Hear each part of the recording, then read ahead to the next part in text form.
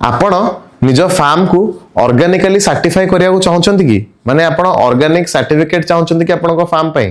ताले आपण एनपीओपी रो standard follow करंतु जहाँ भी कंप्लायंसेस अच्छी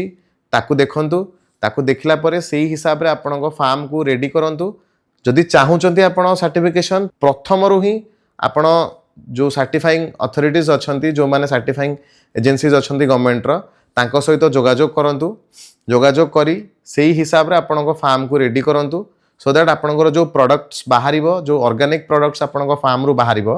सेटा को आपण इजीली मार्केट रे किछि अधिका दर रे सेल करि परिबे जदरा कि आपण भलो लाभ नै परिबे स्मॉल एरिया रु स्टार्ट करंतु ताकू तापरे बढ़ेबे जेतेबेले ऑर्गेनिक सर्टिफिकेट आपण अप्लाई करूचंती सेतेबेले छोटो एरिया रु अप्लाई करिकि ताकू बड़ एरिया जाय नियंतु एकाथरे सब जाक एरिया रे अप्लाई करिवा दरकार नाही आपण जेतिक एरिया रे ऑर्गेनिक प्रैक्टिसेस करूचंती सेतिक एरिया रु स्टार्ट करंतु आपणको फार्म बढ़िया सहित आपणकर ऑर्गेनिक सर्टिफिकेशन रो एरिया को मध्ये आपण अप्लाई करी बढ़ांतु